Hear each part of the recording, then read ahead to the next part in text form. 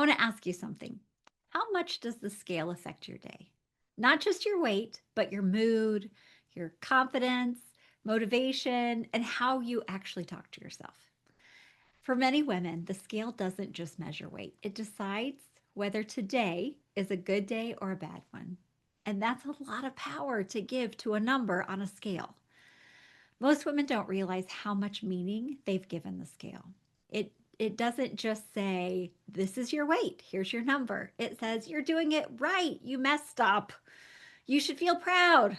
You should feel disappointed. And when confidence depends on the scale, confidence becomes unstable. That's not motivation. That's pressure. The scale changes for many reasons, so many reasons: water, stress, hormones, sleep, digestion. So when confidence depends on it, confidence rises and falls constantly. That creates overcorrection, more restriction, more pressure, and lots of second guessing. Confidence was never meant to live in something that fluctuates. Confidence and self-trust aren't personality traits. They're basic human needs. I keep saying that. I'm hoping that you'll listen. When you don't feel safe or confident, everything feels harder, including weight loss. That's why women often get stricter when they feel unsure. Not because they're motivated, because they are feeling unsafe.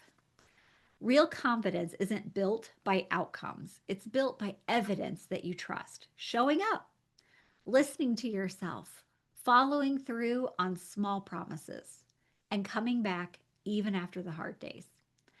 Those things don't disappear just because the scale gives you a number that you don't like. One number doesn't get to erase a week of effort. The scale, it's not bad. It's just data. It's just information. Data asks questions. It doesn't make declarations. So when confidence is grounded elsewhere, the scale stops being threatening. This week's podcast goes deeper into how to build confidence without letting the scale run the show.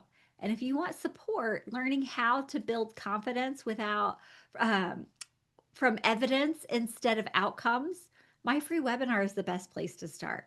Okay, podcast drops this Saturday, or sorry, this Friday, and the webinar link is available if you want some support.